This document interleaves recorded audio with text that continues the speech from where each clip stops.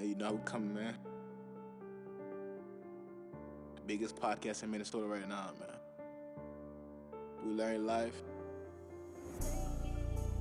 When you're successful, every successful person gotta pause, reflect, and rest to understand what life is. He's the cook.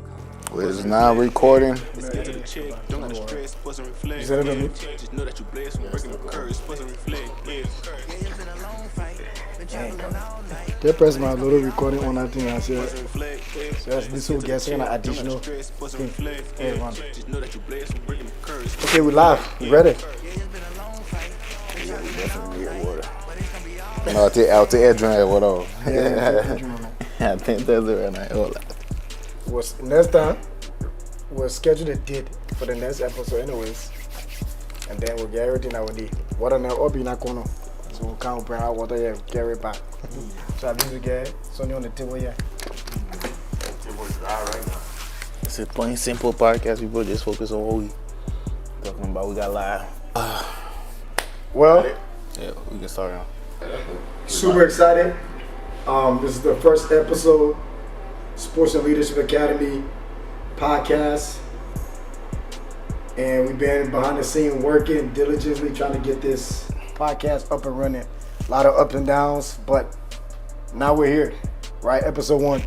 So stay on this journey with us as we have multiple guests to come on and share their story. I'm gonna have each person introduce themselves and we'll get into the reason of this podcast, why we have this platform. So we'll take it to Frankie and he can introduce himself. Yeah, Gabe, thank you very much for welcoming me on this podcast. Looking forward to it. Yes, like Gabe said, my name is Frankie Miamen, one of the founders of Sports and Leadership Academy. And yeah, just looking forward to the energy that this podcast is going to bring, the story that is going to be told, the impact that it's going to have. So yeah, very excited. And we're gonna take it on to this young guy here, the rock star in this city. Yes, sir. Hey, like you said, Gabe, appreciate y'all. Today we finally started, the podcast everybody's been talking about in the city, trying to bring light to the city, trying to make sure everybody get this shine, get this spotlight. This is SALA Podcast, and we really about to get deep down into what it is, the roots, the middle, the core, the how to branch, all that, how, really about to get down into talking about what need to be talked about. But anyway, I am Jude W. Allison Jr. That's my full name, but I go by a lot of names, but we're going to get more down into my situation when it's my time. You already know how we coming. But anyway, yeah, I'm Jude Allison. Yeah, you call me AJ on the podcast. I'm going to use that name because Allison Jr., and that's how we going to come, man. And we got the podcast theme song. This is one of the artists that's on our theme song.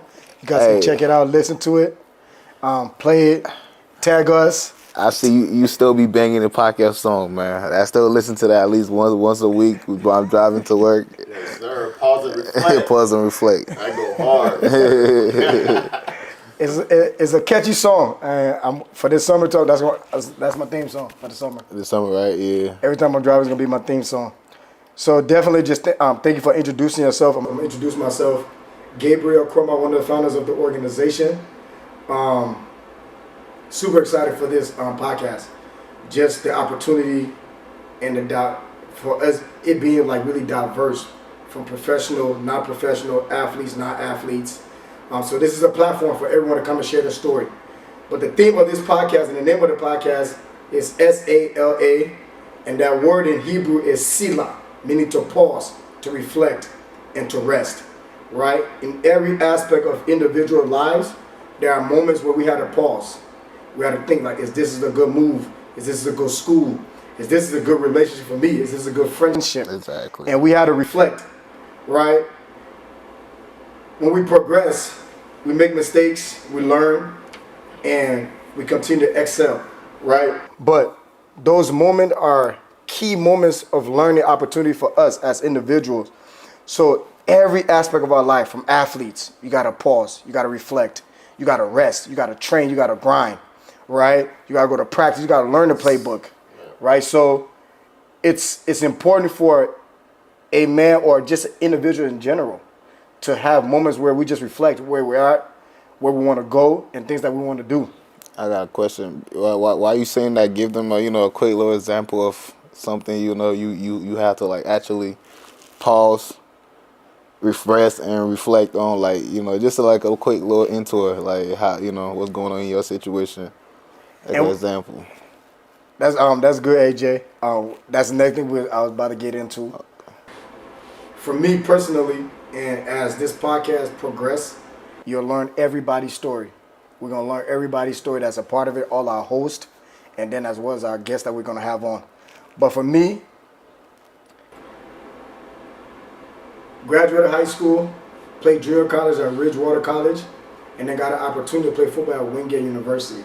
I never shared this story, but 2 months on campus, like everybody's talking about me, balling out, getting ready for the spring game. Like it's a lot of assignment on campus, right? Then I start talking to a couple people. I start talking to this young lady, right? Long story short, this is a crucial moment. Few months on campus, never been in trouble in Minnesota, right? So I'm on campus, and bunch of the football players were planning to go out, right? We're about to go downtown Charlotte. And there's a couple girls I used to talk to. And one of the girls, she's like, "Oh, you're not going out tonight, right?" And I'm like, you gonna tell me what I, you know what I mean? You ain't gonna be able to tell me what I can't do. Why do girls do that? Is that like your girlfriend? Like for real. And at the end of the day, I established that basis, like, you're not my girlfriend. Exactly. Like, we just talking, right? Right. I have my main chick. You're not my main chick. It is so important to make sure you tell this female and set your boundaries up with them. Because if you don't, like, tell them exactly what it is, they're going to walk all over you, bro. Exactly. But the reason I'm bringing this up, because something happened. And I had to really, like, reflect, right? So long story short, that moment where she's like, "Hey, you're not going anywhere. I'm with my guys." I'm like, "Yeah, right. I'm going to go." You know what I mean? You're my girlfriend. So long story short, everybody left to go get ready. We're back in my dorm. And I'm like, "I'm going out." You know what I mean? So she's like, "No, you're not going out." So we start arguing. Long story short, she grabbed my shirt, grab me up here, and like, "No, you're not going." I'm like, "I'm going." I'm like, "Yo, you get your hands off of me." So got her hands off of me. Long story short, she fell, right? I left. And when I left, I'm getting phone calls from my roommate, like, "Police looking for you." Oh. Because what happened was, and the backstory was, when I left, she went and told campus security that I hit her. Oh. Right? So she told campus security that I hit her.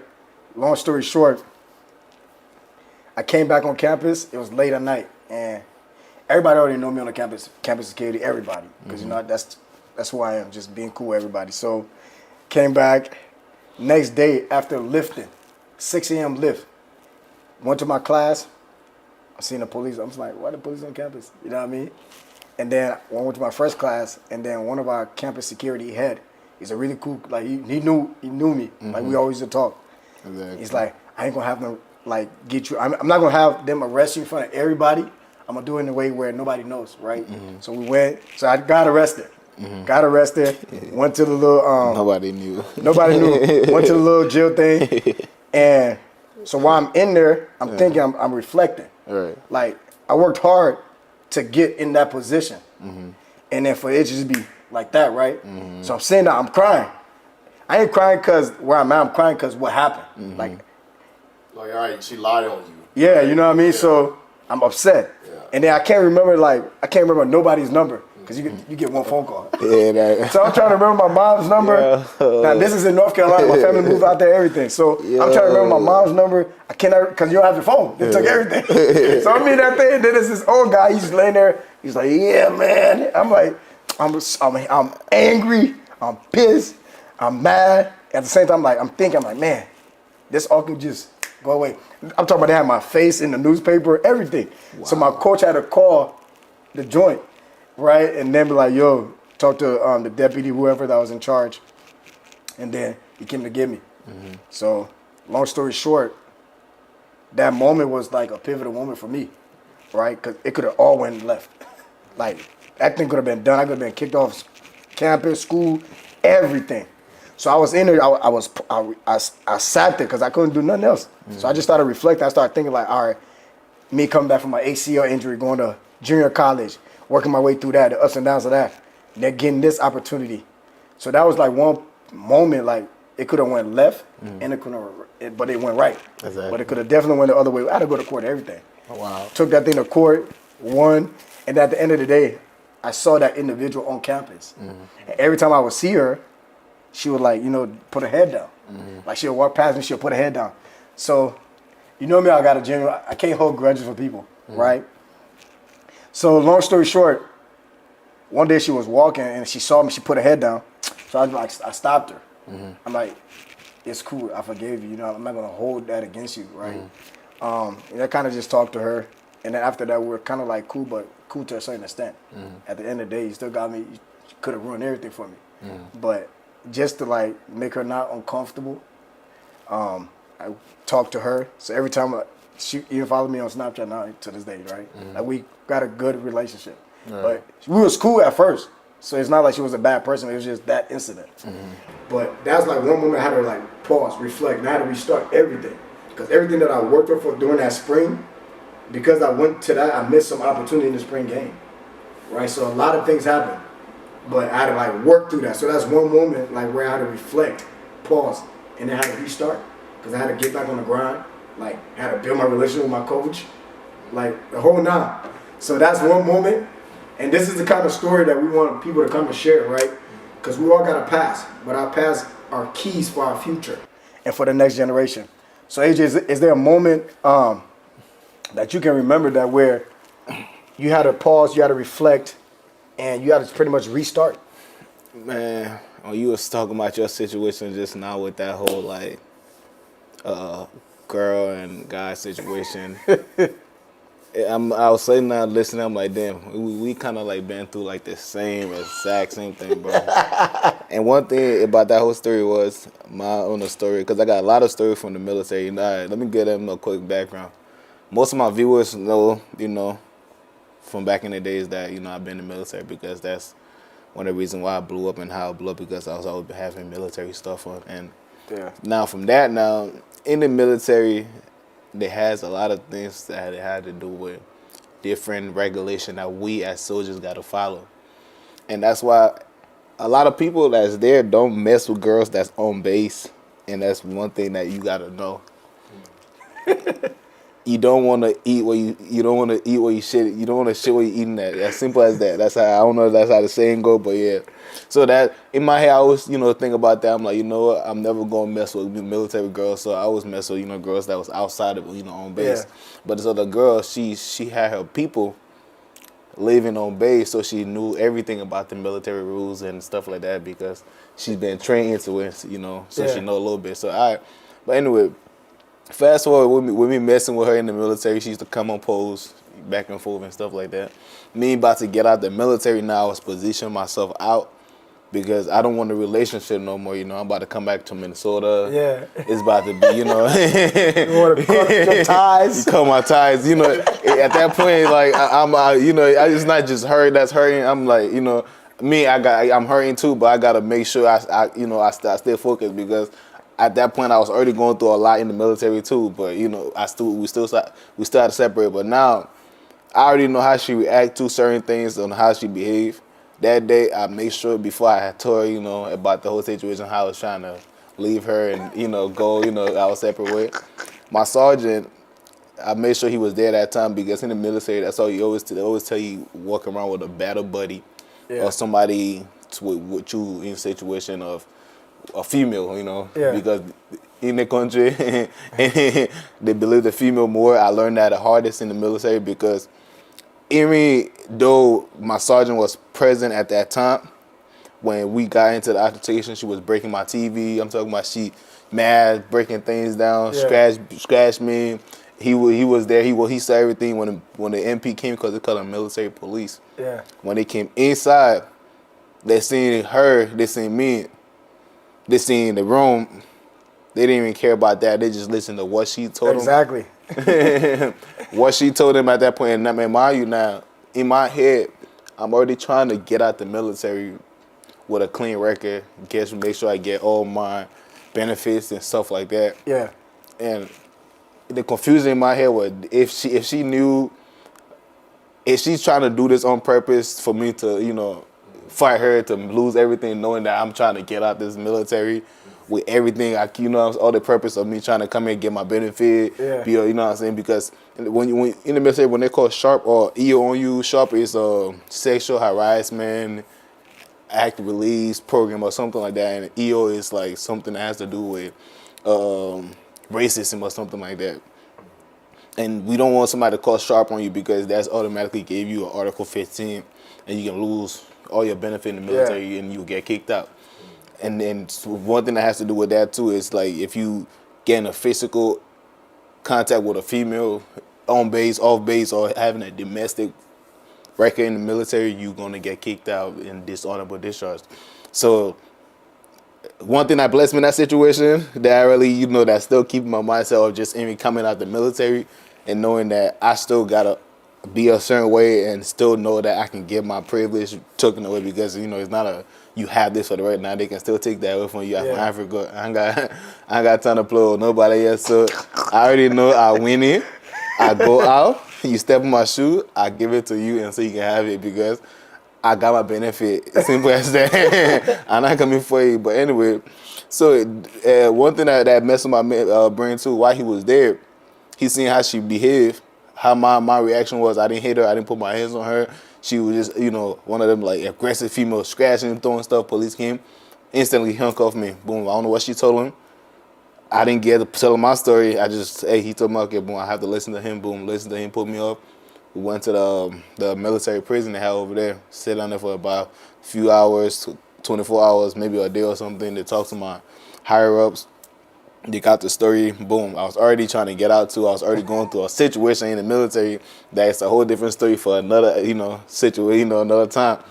It just put me in the mindset of, okay, now I'm about to get out. I got to be careful with females.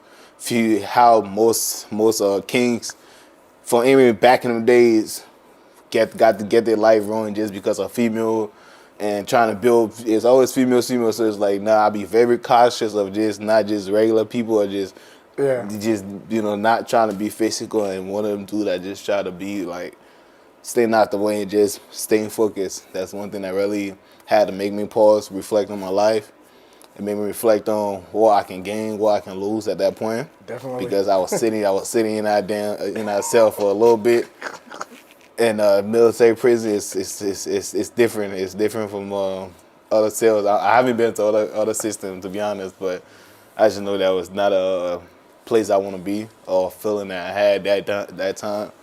Going through what I was going through and depression, all that. Everything was hitting all at once. That's one thing that fired me up to boost, my TikTok, everything I'm doing right now because I've been through, a situation like that with just losing everything. It's like, damn, I could lose everything just because I choose one person. One person, just that one person could shift the whole frequency of your future like that. Especially with the military, it was gonna be you getting out, you apply to jobs, you can't get this, you can't get that, you got a bad rack. So it's just all that. And we African, you tell us, I came to the people country.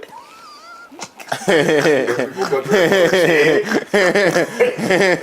was having that same conversation with myself. And then, another country of AJ, but when I finally got out and I called my mom to explain what happened, I couldn't even do it. You need the words. It's like you be disappointed in yourself. It be mentally messing. You be like, damn, what my people think about me? I can't afford people dying and being in the military.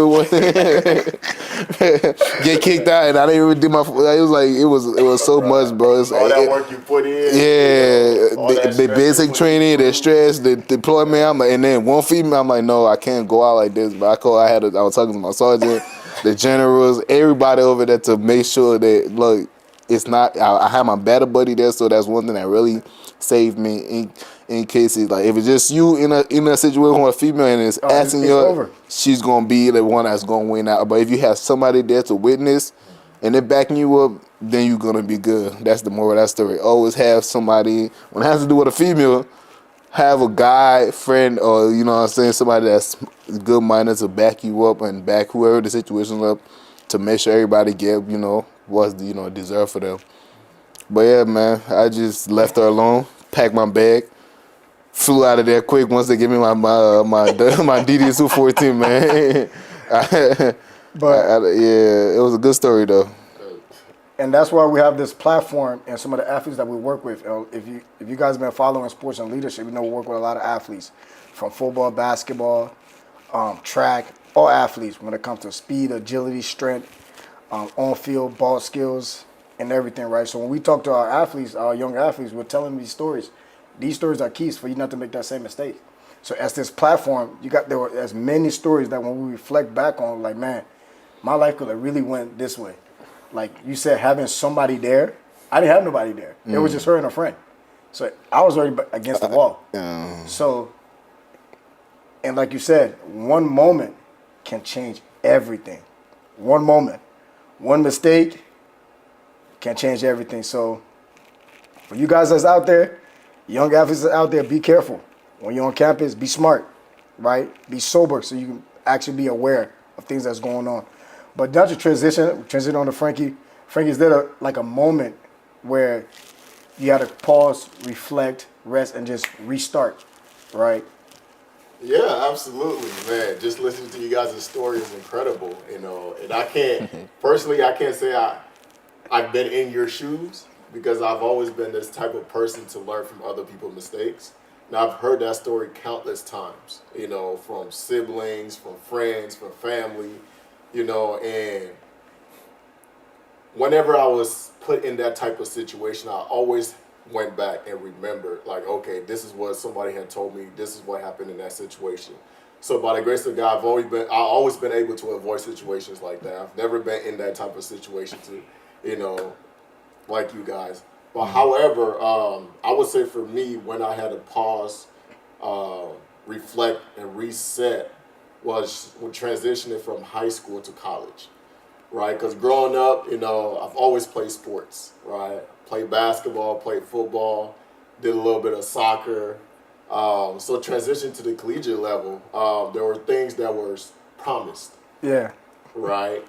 So a little bit about my story. So transitioning from high school to college, I was supposed to play basketball in college. Got on campus, was doing my thing. One of the coaches was like, man, Frankie, you nice. You need to, come out for the team. So I'm thinking like, okay. Because my mindset was coming out of high school, I was a skinny kid. So I was thinking I was going to come, red shirt, get stronger, quicker, all that good stuff.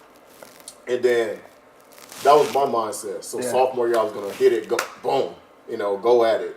So the coach came up to me and was like, man, Frankie, you should just come out. And I'm like, cool, even though that wasn't part of my plan. So he hit me up, like, right before they were having, their trials and whatnot. He was like, man, Frankie, we're having a trial, you should come through. I'm like, cool.